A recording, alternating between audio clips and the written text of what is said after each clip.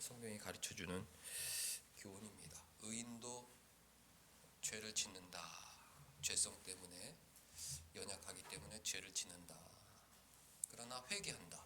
여기는 늘 말씀을 통해 또 성령의 인도하심을 통해 자신의 죄를 깨닫고 애통하고 돌이키려고 노력을 한다. 완벽하게 회개가 안 되지만 그래도 또 잘해보려고 노력하는 것이 우리 신자들의 생애인 것입니다. 우리 스스로 구원을 확신하고 나는 하나님의 자녀다. 담대하게 살아야 되는데 그 증거는 오늘도 회개, 내일도 회개, 늘 양심의 찔림을 받고 말씀을 통해 찔림을 받고 성령의 인도하심을 받아 어떻게 더 하나님을 기쁘시게 해드릴 수 있을까? 그 회개의 모습이 우리 삶에 나타나야 하는 것입니다. 아합은 성경의 대표적인 악인이죠. 주보 안쪽에 보면 희미하게 아합 왕과 오인에 대해서 기록을 해놓았는데, 오인은 그 엄마, 아빠, 큰아들, 작은아들, 딸 3남매, 엄마, 아빠 3남매. 아합 왕과 오인은 몰락했다. 비참한 죽음을 맞이했다. 하나님께서 순간순간 회개의 기회를 주시고 경고하시고 그랬지만 결국 회개에 이르지 못하고 비참한 죽음을 맞이했다. 우리가 이 성경에 많은 분량이 아합 왕가에 대해서 다루고 있는데 이런 말씀을 읽을 때 겸손해지죠. 우리 가족은 저렇게 되면 안 되겠다. 어떻게 5 식구가 다 저렇게 비참한 결말을 맞이하냐. 우리 믿는 가족들은 그래서는 안 되겠다. 서로 믿고 의지하고 기도하고 권면하면서 이 땅에 하나님 나라를 세우고 나중에 다 노화로 또 병으로 죽게 되지만 영광스러운 죽음을 맞이하겠다. 나뿐만 아니라 나의 승리가 다른 사람의 승리를 돕듯이 나도 믿음으로 살고 우리 자녀들에게도 믿음으로 살 수 있도록 격려하고 도전해주고 4식구, 5식구, 6식구, 3식구가 다 하나님 앞에 영광스러운 삶을 살아야겠다. 이게 왕가가 주는 교훈입니다.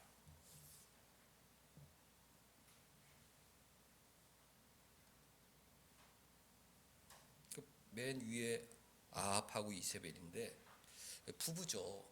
성경의 제일 악인이었다.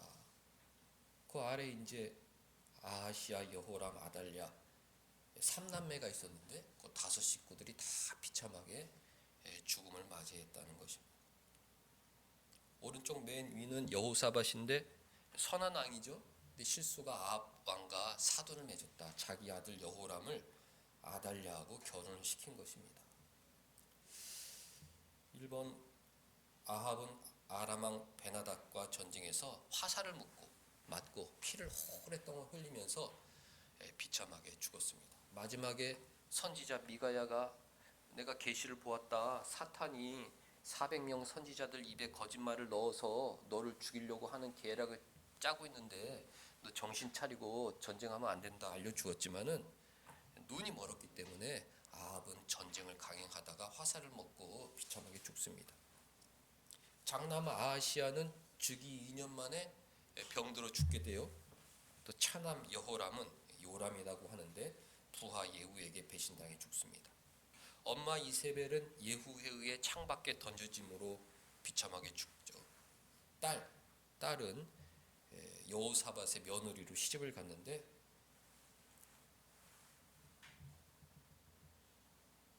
이달랴의 아들 아하시아도 예후에 의해 죽고 6번 그 아달랴도 나중에 이제 요아스의 세력에 칼에 맞아 죽습니다. 5명이 다 비참한 죽음을 맞이했다. 회개의 기회가 있었는데 회개하지 못하다가 성경에 악한 가문, 아합 가문 그 대명사로 낙인이 찍힌 거예요. 5 식구가 다 하나같이 악했다. 5 식구가 하나같이 다 비참하게 죽임을 당했다. 아빠는 화살에 맞아 죽고 엄마는 창밖으로 던져져 죽고, 큰 아들은 병들어 죽고, 작은 아들은 부하에게 배신당해 죽고, 딸도 유다 왕국에 시집가서 거기서 반역을 이끌다가 신하들에게 죽고, 다 이런 것을 이제 성경에 있던 지식을 알아야죠. 보면서 저런 가문같이 되면 안 되겠다. 우리는 믿음의 가문, 하나님께서 복 주시는 가문이 되어야겠다. 그런 마음을 가져야 됩니다. 오늘은 아하시아와 베나닷, 아합 왕을 죽인 베나닷, 아합 왕을 죽인 베나닷의 최후, 그리고 큰 아들 아하시아의 최후, 두 사람의 죽음을 성경을 통해 살펴보면서 이 사람들이 회개의 기회를 이렇게 못 살렸구나, 신앙의 교훈을 삼는 시간을 갖겠습니다.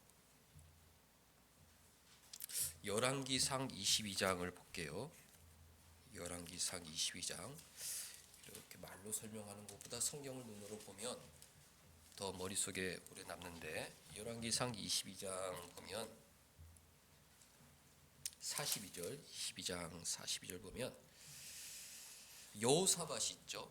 여호사밧은 선한 왕인데 아합 왕과 사돈을 맺었습니다. 아합의 딸 아달랴를 며느리로 데려왔다. 자기 아들 여호람과 결혼시켰다. 그래서 아합이 부탁을 하면 들어줄 수밖에 없었다. 42절 보면 22장 42절 보시죠. 여호사밧이 35세 왕이 돼서 25년 동안 나라를 잘 다스렸습니다. 43절 25년 동안 아버지 아사의 모든 길로 행하며 정직하게 행하였다. 비교적 선한 왕이었습니다. 아사도 선한 왕, 여호사밧도 선한 왕, 25년 동안 나라를 잘 다스렸어요. 44절 문제는 이스라엘 왕과 더불어 너무 화평을 추구한 나머지 우상 숭배하는 가문의 딸을 며느리로 데려오는 것이 실수였다. 46절 여호사밧의 대표적인 업적, 아버지 아사의 시대에 있던 남색하는 자, 동성애자들을 그 땅에서 쫓아내었다. 하나님께서 금하신 가증한 죄인들을 그 땅에서 금하는 그런 업적을 성경은 칭찬하고 있습니다. 51절 보면 유다의 여호사밧 왕이 제 17년에 아합의 아들 아하시아가 사마리아에서 왕이 되어 2년 동안 다스렸다. 아합은 죽었죠. 화살에 맞고 피 흘려 죽었습니다. 그래서 큰 아들이 왕이 됐는데 2년밖에 다스리질 못했어요. 2년 만에 병들어 죽었다는 거죠. 51절 보면 악을 행하였다. 아버지 아합의 길과 어머니 이세벨의 길과 또 이스라엘에게 범죄한 느바시앗을 여로보암, 이스라엘의 초대왕 단과 브엘세바의 금송아지를 만들어서 이것이 신이다, 우상 숭배의 길로 빠지게 했던 여로보암의 길, 악한 사람을 다 본받았다는 거예요. 아합의 길, 이세벨의 길, 여로보암의 길을 다 해서 바알을 섬겼다. 바알에게 예배했다. 하나님의 노하게 하기를 그의 아버지의 온갖 행위같이 하였다. 아하시아는 그 아합의 악행을 모두 물려받았다는 거야. 아버지의 악행뿐만 아니라 엄마의 악행에다가 저 할아버지의 악행까지 다 물려받아서 하나님을 섬기지 않고 바알을 섬기게 되었던 것입니다. 그 다음 열왕기하 1장을 보면 1장 2절에 아하시아가 사마리아에 있는 그의 다락 난간에서 떨어져 병들었다. 이렇게 기록하고 있지만 우리는 신앙의 눈으로 이게 다 하나님의 섭리구나. 떨어지는 것도, 참새 한 마리가 땅에 떨어지는 것도 하나님이 허락하지 않기 때문에 이 사람이 떨어지는 것, 하나님 천사를 보내 막으실 수도 있지만 그냥 내버려 두시는구나. 떨어지게 내버려 두시는구나. 떨어져서 병이 들었습니다. 근데 이 아하시아, 악인 아하시아가 사람이 병이 들면 어떻게 됩니까?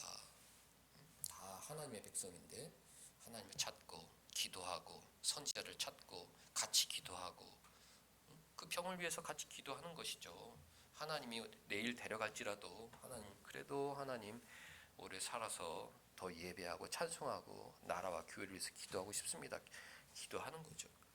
근데 아하시아는 사자를 누구에게 보내느냐? 에그론의 실 바알세붓에게 이 병이 낫겠나 물어보라 했습니다. 그러니까 병들어 죽는 마지막 순간까지도 이 병이라는 것은 어떻게 보면 하나님이 주시는 그 최후의 회개의 그 도구잖아요. 모든 사람들이 병이 들면 마음이 연약해집니다. 무언가 찾게 되죠. 내 생명이 얼마 안 남았다? 그러면 무언가를 찾게 되고. 그런데 이 아하시아는 하나님 나라의 백성이기 때문에 당연히 하나님을 찾고 자기 죄를 회개하고 남은 인생은 어떻게 정리하고 이런 선한 생각을 해야 되는데 이 마지막 중요한 회개의 기회를 살지 못했다. 병들어 죽게 되었는데도 하나님을 찾지 않고 세상과 우상을 찾았던 것입니다. 우리에게 주는 신앙의 교훈이 크죠. 하나님은 아하시아에게도 회개를 주셨구나. 떨어져서 그 자리에 즉사할 수 있었는데 즉사하지 않고 떨어졌는데 목숨을 연장시켜 주신 것은 회개의 기회를 준 거죠. 이거 내가 왜 떨어졌을까? 내가 혹시 하나님의 뜻을 어긴 건 없나? 그런 것을 생각하면서 하나님을 찾고 엘리야나 엘리야를 찾고 어떻게 해야 됩니까? 회개의 기회를.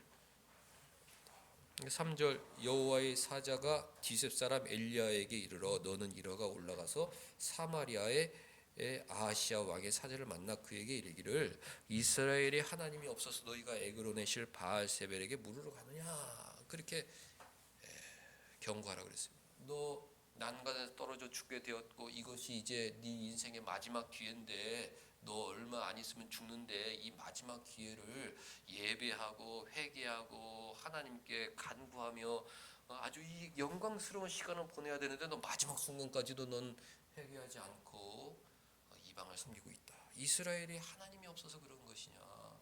이스라엘에 살아계신 하나님이 있는데 왜 하나님을 섬기지 않고 이방신을 구하느냐 경고를 하였습니다.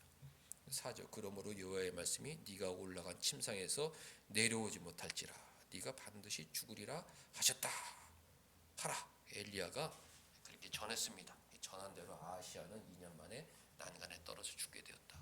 그러니까 이 아합 왕과 장남의 죽음에서 알 수 있는 우리가 배워야 되는 교훈이 뭐예요? 하나님은 악인에게도 회개의 기회를 주신다. 병들어 하나님을 찾을 수 있는 기회를 주셨지만 아하시아는 그렇게 하지 않았다. 악인은 회개하지 않는다. 악인은 회개하지 않고 그렇게 비참하게 죽는 경우가 많습니다. 악인도 평안하게 죽는 경우가 있죠. 그건 그리스도의 심판대 앞에서 하나님 엄중하게 심판하십니다.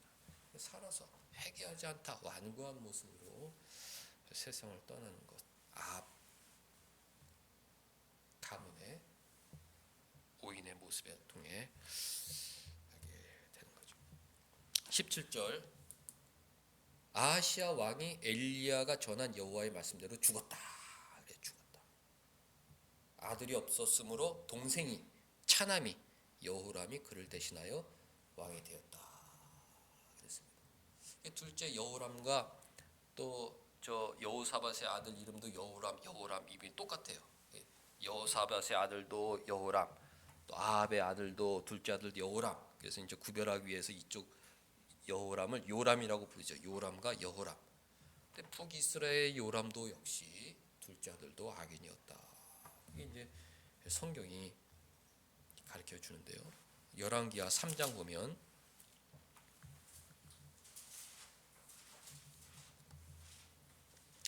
유다의 여호사밧 왕 18째 해에 아합의 아들 여호람이 사마리아에서 이스라엘을 12해 동안 다스렸다. 그러니까 12년 동안.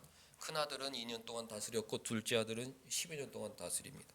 그가 여호와의 보시기에 악을 행하였다. 아합과 이세벨 정도까지는 하지 아니하였지만 그래도 여호와 앞에 악을 행하는 삶을 살았다. 그래서인지 12년이라는 그런 긴 치세 시간을 이제 가질 수 있었습니다. 5장 보면 이제 아합 왕을 죽인 베나닷도 악인이잖아요.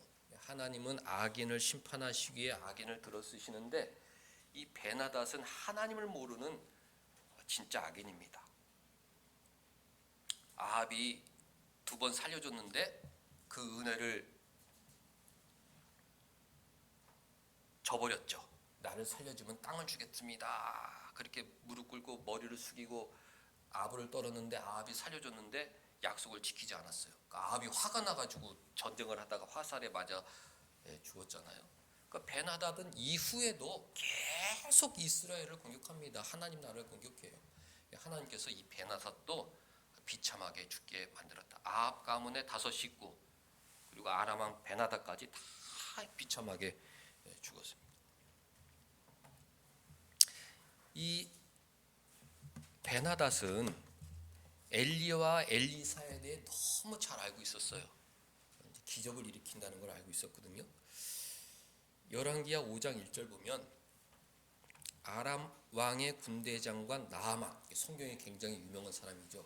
나아만, 문둥병자 나아만, 그의 주인 베나닷 앞에서 크고 존귀한 장군이었어요. 여호와께서 전에 그에게 아람을 구원하게 하셨기 때문에 이제 아람 사람들이 나아만은 진짜 위인이다, 구국의 위인이다, 그렇게 이제 추앙했던 사람이었어요. 그런데 나병 환자였던 거예요. 불치병에 걸린 거죠. 모든 권세를 다 가졌지만 불치병에 걸린 사람이었다. 2절 전에 아람 사람이 떼를 지어 나가서 이스라엘 땅의 어린 소녀를 사로잡으면 이게 이제 베나닷의 악행인 거예요. 이스라엘을 침략해서 그 어린 여자들을 갖다가 포로로 강제로 끌고 간 것입니다. 가족들과 분리시키고 한 여성의 삶을 파괴하고, 한 여성이 아니라 하나님 나라의 백성의 가정을 파괴하고 가정을 분리시키고 거기 있는 젊은 여자애들을 다 포로로 잡아왔던 악인이 바로 베나닷이었다. 그가 나아만의 아내에게 수종을 들었죠. 여주인에게 이르되 우리 주인이 사마리아에 계신 선지자 앞에 계셨으면, 엘리야도 있고 엘리사도 있고 하나님의 선지자 앞에 계셨으면 엘리야 엘리사가 나아만 장군의 문둥병을 고쳐주실 수 있을 것입니다. 이제 그렇게 전도를 했습니다. 예수 믿으면 죄사함 받고 천국 갈 수 있습니다. 작은 여자 아이 입에서 복음이 나온 것이죠. 우리는 어디든지 복음을 전하는 삶을 살아야 된다. 이 어린 소녀와 같은 삶을 살아야 된다. 종으로 끌려가도 그 가정에 복음을 전하는 삶을 살아야 하는 거죠. 그래서 4절 5절 보면 나아만이 그 말을 듣고 사마리아에 엘리사를 찾아가고 싶은 마음이 들었습니다. 왜? 내 병을 고쳐준다는데, 여기서 뭐 병원도 가고 뭐 바알 신에게 제사도 지내봤지만 효험이 없었는데 사마리아에 가면 고쳐준다는데, 그래서 가죠. 5절 보면 아람 왕이 이르되 가라. 그러니까 베나닷이죠. 악인 베나닷이 자기 부하를 생각하는 마음에 그래 가라. 가서 병을 고쳐가지고 와라. 이스라엘 왕에게 내가 편지를 쓸 것이다. 그래서 은 10달란트와 금 6,000개와 의복 10벌을 가지고 이스라엘 왕에서 그걸 전했어요. 그러니까 베나닷은 그 아합의 둘째 아들 여호람을 계속 괴롭히고 있었어요. 근데 여호람이 이제 편지를 받았는데 너 내 부하 나아만의 문둥병을 고쳐라. 그러니까 여호람은 이제 아찔한 거예요.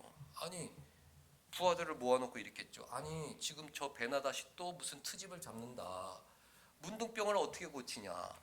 근데 편지를 보내가지고 자기 부하 나아만의 문둥병을 고치라고 그러니 이거 지금 이거 트집 아니냐? 이걸 핑계로 또 우리나라 쳐들어와서 우리나라 거 다 뺏어 가겠구나. 이런 이제 생각을 할 수밖에 없죠. 아니 왜? 문둥병을 고치라고 편지를 보냈으니까. 7절 보면 아합의 둘째 왕이죠. 요람이 그 글을 읽고 자기 옷을 찢으며 이르되 내가 사람을 죽이고 살리는 하나님이냐? 내가 하나님이냐? 그가 어찌하여 사람을 내게 보내 그의 나병을 고치라 하느냐? 그래가지고 너희는 깊이 생각하고 저 왕이 틈을 타서 나와 더불어 시비하려 함인 줄 알라. 그래서 이제 신하들에게 그 얘기를 한 것입니다. 지금 저 악한 저 베나다 우리 아버지가 살려줘가지고 돌아간 주제에 조금 힘이 세졌다고 다시 우리나라를 깔보고 이제는 나병 환자를 보내서 그 나병 환자를 고치라는 저 억지를 부리고 있으니 이거 시비 걸어가지고 우리나라 쳐들을 오는 게 틀림이 없다 그랬어요. 근데 8절 보면 하나님의 사람 엘리사가 여호람이 자기 옷을 찢었다 함을 듣고 왕에게 보내 이르되 그 나아만을 내게로 보내달라고 그렇게 편지를 씁니다. 여호람을 내게로 보내라. 내가 그 나아만을 고치겠다. 그런 거죠.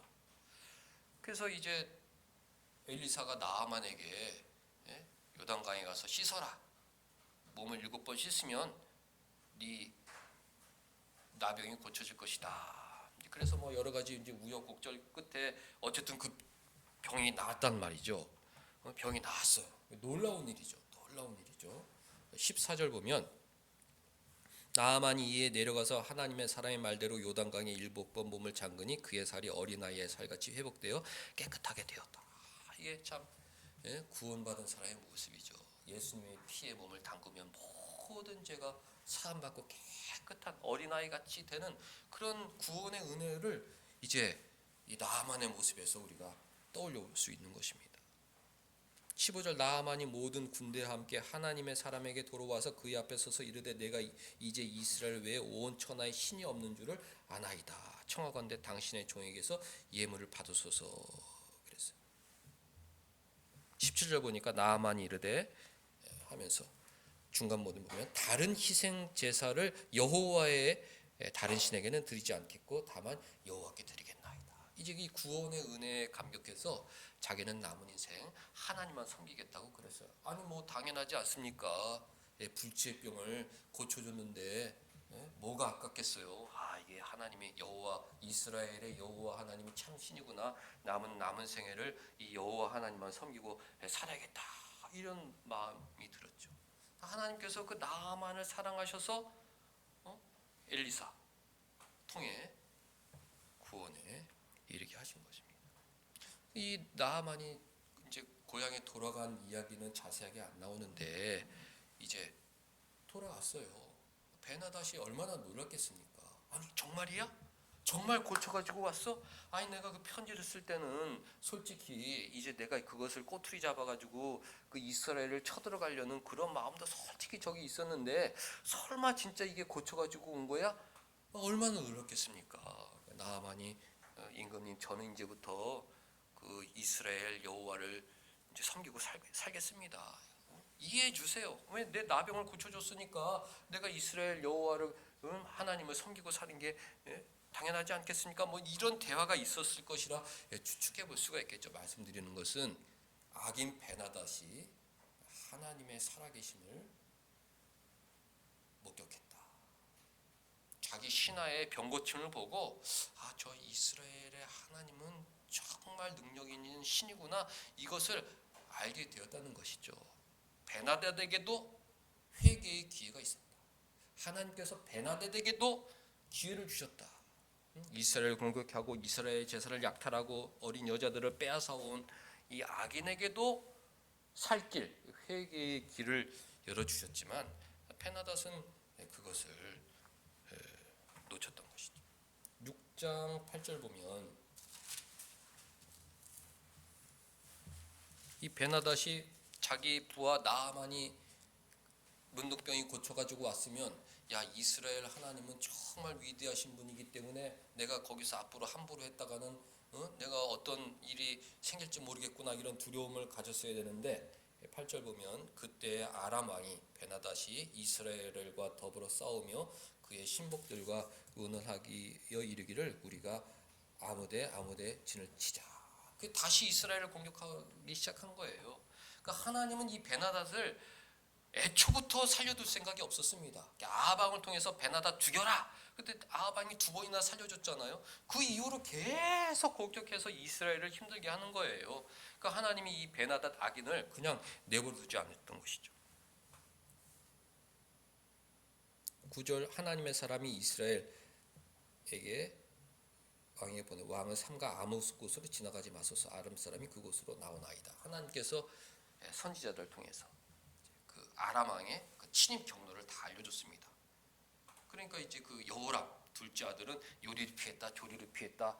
그래서 전쟁에서 이제 살아남을 수가 있었죠. 10절 보면 이스라엘 왕이 하나님의 사람이 자기에게 말하여 경계한 곳으로 사람을 보내 방배하기가 한두 번이 아닌지라. 이러므로 베나닷 아람 왕의 마음이 불안하여 그 신복들을 불러 이르되 우리 중에 첩자가 있다. 내가 계획을 세우는 것마다 이렇게 쟤네들이 방비를 하니까 이거 우리 가운데 첩자가 있다. 이렇게 의심할 수밖에 없는 상황이 벌어진 것입니다.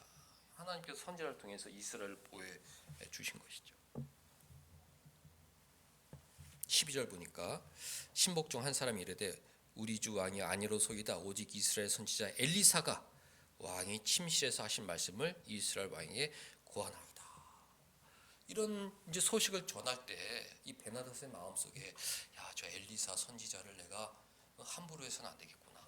엘리사 선지자가 있는 이스라엘을 내가 공격해서는 안 되겠구나. 엘리사 선지자 뒤에는 하나님이 계시고 내가 이스라엘을 공격한다는 것은 엘리사를 공격하는 것이고 하나님을 공격하는 것인데 나만이 곧 병고침 받아오고 내가 비밀리에 세운 계획을 저 엘리사가 아는 걸 보면 이 전쟁을 계속해서는 안 되겠구나. 이런 생각을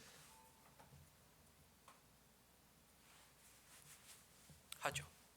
그런데 그런 생각을 하기보다는 어떤 생각을 했느냐? 엘리사만 잡아 죽이면 된다. 이런 생각을 하게 됩니다. 엘리사만 잡아 죽이면 이제 하나님의 뜻을 전할 사람이 없기 때문에 우리가 이스라엘 정복할 수 있다. 이게 악인들의 생각이죠. 목사를 공격하고 교회를 공격해서 지도자들을 없애면은 저 기독교 세력을 파괴할 수 있다. 이게 세상 악인들의 생각입니다. 엘리사를 잡아오자. 엘리사만 죽이면 우리가 저 이스라엘을 정복할 수 있다. 이런 생각을 하게 된 것입니다. 13절 왕이 이르되 너희는 가서 엘리사가 어디 있나 보라. 그를 잡으라 그랬어요. 14절 왕이 이에 말과 병과 많은 군사를 보내 그 성읍을 에워싸고 엘리사를 잡으려고 했습니다. 18절 아람 사람이 엘리사를 잡으러 왔다. 그러니까 엘리사는 무엇을 기도합니다. 하나님 저 아람 베나닷의 군대의 눈을 어둡게 만들어 주옵소서. 그랬더니 진짜 눈이 어두워졌어요. 이 신비로운 성경의 기록이기 때문에 이거를 잘 이해하기 정확하게 어떤 상황인지 이해하기 어려워. 눈이 어두워졌어요. 19절 엘리사가 그들에게 이르되 지금 네가 가는 길이 엘리사한테 가는 길도 아니고 지금 그 성읍도 아니다. 나를 따라와라. 내가 너희들을 엘리사에게 데려다 주겠다. 그렇게 얘기를 했는데도 눈이 어두우니까 엘리사의 말을 듣게 된 거예요. 그래서 그 아람 군대들이 엘리사를 잡으러 왔다 엘리사를 따라 들어갔습니다. 사마리아 성에 들어갔어요. 20절 사마리아에 들어갈 때 엘리사가 이르되 여호와 이 무리의 눈을 열어서 보기 없어서. 그랬더니 아프사 자기가 사마리아 성 안에 들어와 있는 걸 발견하게 된 것이죠. 도간에 든 지혜 신세가 된 것입니다. 여호람이 엘리사에게 저 베나닷의 군대를 어떻게 할까요? 죽일까요? 그랬더니 엘리사가 살려주라고 그러죠. 살려주라고 합니다. 22절 보니까 치지 마소서. 칼과 활로 사로잡은 자들이 어찌 치리이까. 떡과 물을 그들 앞에 주어 먹고 마시게 하소서. 베나닷에게 돌려보내소서 그랬어요. 그러니까 여호람이 엘리사 때문에 살았기 때문에 돌려 보내줍니다. 23절 보면 왕이 위하여 음식을 많이 베풀고 그들이 먹고 마시며 누워 보내니 그들이 그들의 주인에게로 돌아가니라. 이로부터 아람 군사의 부대가 다시는 이스라엘 땅에 들어오지 못했다. 엘리사 때문에 다시 공격하지 못하게 된 것입니다. 왜? 들어갔다가는 무슨 신기한 기적적인 일로 우리 부대가 전멸할 것 같은 두려움이 생긴 거죠. 엘리사를 두려워하는 마음이 생겼고 엘리사의 하나님을 두려워하는 마음이 생겼던 것입니다. 이 정도 되면 회개하고 다시는 교회를 공격하는 그런 악한 행동을 멈춰야 되는 건 아닙니까? 하나님께서 베나닷에게 회개의 기회를 주셨다.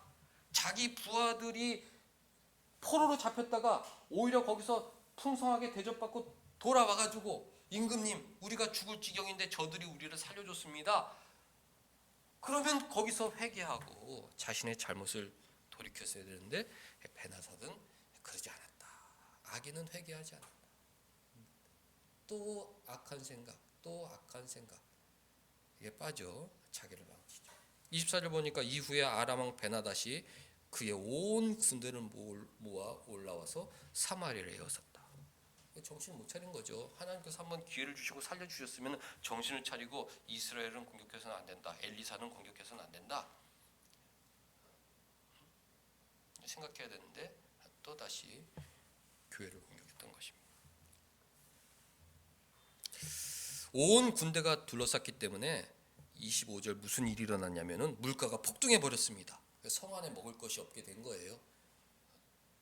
돈이 있어도 먹을 것을 살 수 없는 그런 지경이 돼 버렸습니다. 밖에서 그 성 안으로 들어가는 걸 모든 걸 다 막아 버렸기 때문에 어떤 일이 일어났느냐? 28절 보면 여인이 대답하되 이 여인이 내게 이르기를 네 아들을 내놓아라. 우리가 오늘 먹고 내일은 내 아들을 먹자. 자기의 아들들을 음식으로 사용하는 그런 끔찍한 일이 벌어졌던 것입니다. 왜? 먹을 것이 없으니까. 누구 때문에? 베나닷 때문에. 그러니까 베나닷이라는 사람이 얼마나 이 악인입니까? 살려줬는데 몇 번이나 살려줬는데 또 와가지고 공격하고 이스라엘 백성들을 굶어 죽게 만들고 서로 잡아먹는 그런 그저 그냥 이루 말할 수 없는 그런 끔찍한 사태를 일으켰던 것이죠. 31절 보면 이 여호람 아합의 둘째 아들도 나중에 비참하게 죽는데 이 사람의 악한 모습이 여기서 발견돼요. 여호람 왕이 이르되 엘리사의 머리가 오늘 그 몸에 붙어 있으면 하나님이 내게 벌이에 벌을 내리실지로다. 그러니까 여호람은 뭐라고 생각했냐면 그 베나닷이 우리나라를 공격하는 게 다 엘리사 때문이다. 엘리사를 잡으러 온 거다. 엘리사만 내주면 저 군대는 돌아갈 것이다. 이 모든 것의 잘못은 엘리사다. 이런 생각을 한 거예요.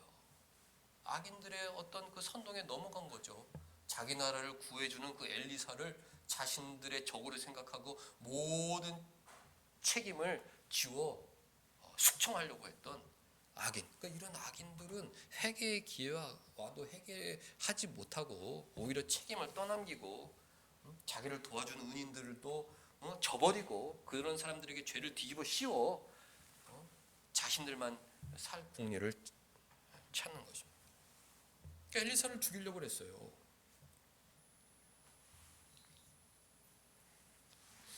33절 이 재앙이 여호와께부터 나왔으니 어찌 더 여호와를 기다리겠느냐.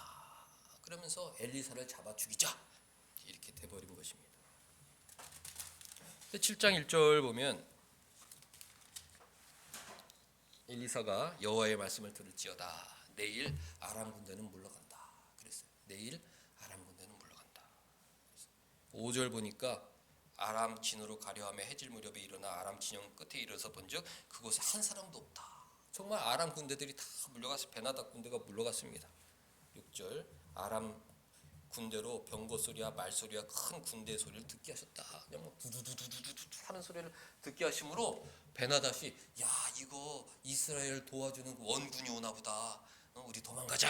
그래서 다 도망가 버렸습니다. 7절 해질 무렵에 일어나서 도망하되 장막과 말과 나귀를 버리고 진영을 두고 목숨을 위하여 다 도망했다. 하나님께서 위하시면은 싸우지도 않고 이렇게 승리를 합니다. 하나님께서 하나님의 능력으로 그 베나닷 아람 군대 사마리아를 포위싸서 거의 굶어 죽게 만들 오늘 내일이면 함락되는 그 도시를 하나님께서 기적적으로 살려주셨던 것입니다. 사마리아 성 사람들이 나가서 그 아람 군대가 버려둔 그런 것들을 다 가져오게 된 것이죠. 베나닷도 회개의 기회를 살지 못했다. 악인은 회개하지 않는다.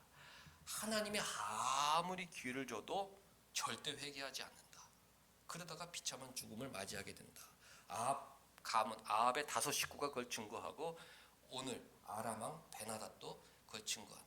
아합이 몇 차례 살려주었고 그래도 이스라엘로 공격을 하고 나아만이 병고침을 받는 걸 보고도 그래도 공격을 하고 자기 부하들이 포로로 잡혔는데 무사히 풀려나는 것을 보고도 그래도 공격하고 악인들은 회개하지 않는다. 우리 신자들은 이걸 깊이 생각해야 돼요. 회개하지 않다가 비참한 죽음에 맞이하게 되는 것이죠. 7절 엘리사가 다메섹에 갔습니다. 아람 왕 베나닷도 병들었어요. 악인도 병듭니다. 다 나이 들어 병드는 것입니다. 이스라엘을 그렇게 집요하게 괴롭혔던 베나닷도 이제 나이 들어 병들어 죽게 되었다. 엘리사가 아람에 왔다고 합니다. 그랬더니 이제 그 베나닷 마음속에 엘리사에게 도움을 요청하고 싶었던 그런 마음이 생겼던 것이죠. 하사엘에게 이르러 가서 사라님의 사람을 맞이하고 이 병에서 살아나겠는지 그를 통하여 여호와께 물으라 그랬습니다. 그러나 이미 다 기회는 지나갔죠. 좋은 시절 다 지나갔습니다. 힘있고 능력 있을 때 악행을 입살다가 다 지나간 것이죠. 10절 엘리사가 이르되 너는 가서 그에게 말하기를 왕이 반드시 나으리라. 그러나 여호와께서 그가 반드시 죽으리라고 내게 알려주셨다. 네 병에서 낫겠지만 너도 역시 비참하게 죽을 것이라. 이런 예언을 하사엘에게 남겼습니다. 이 하사엘은 하나님께서 엘리야를 통해 주신 예언 속에 있는 인물이죠. 하사의 칼을 피한 자가 예후의 칼을 피한 자가 엘리사가 심판할 것이다. 그런 심판을 남기셨는데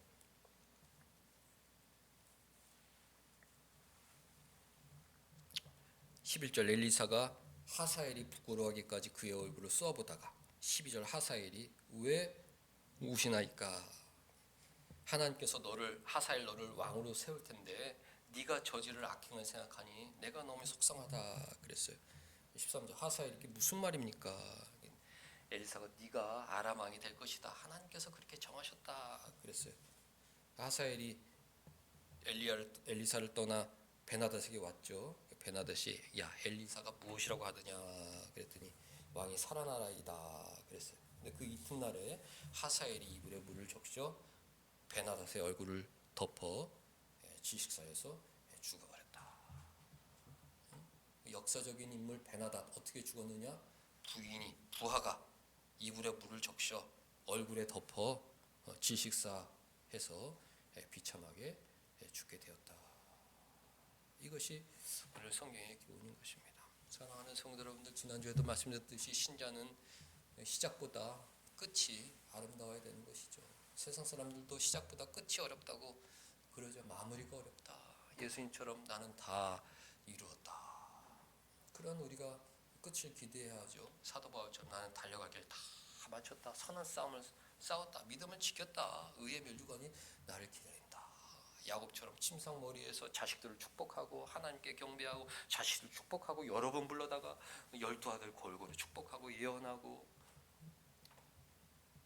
스데반 집사님 저들의 죄를 용서하옵소서 용서하고 축복하고 마지막까지 선한 싸움 회개 선한 싸움 믿음 그것이 우리가 목표가 되어야 되는 것입니다.